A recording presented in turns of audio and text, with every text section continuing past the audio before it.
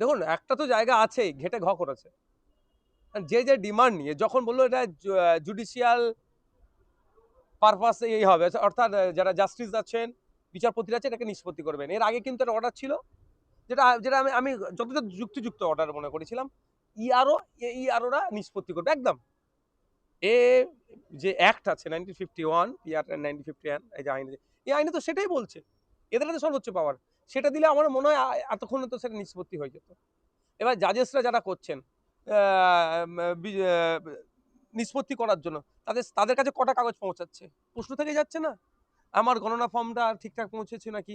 নোটিশের কপিটা এই আপনার লজিক্যাল ডিসক্রিপেন্সি নোটিশের কপিটার সাথে আর কোন পেপার যাচ্ছে?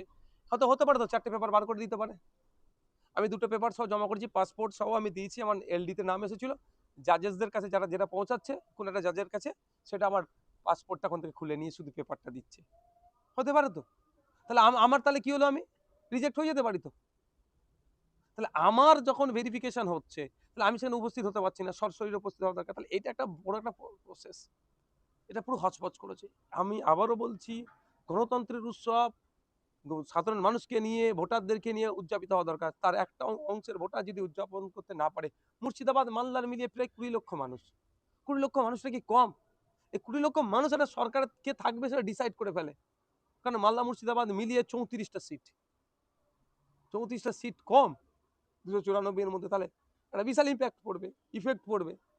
কারো একজনের লাভ হবে, কারো একজনের লস হবে। কিন্তু সে এন্ড অফ দ্যা ডে সেই মানুষটা তার আর্টিকেল 326 যে রাইট এক্সারসাইজ করতে পারছে না। এজন্য এর আমি চরম বিরোধিতা করছি।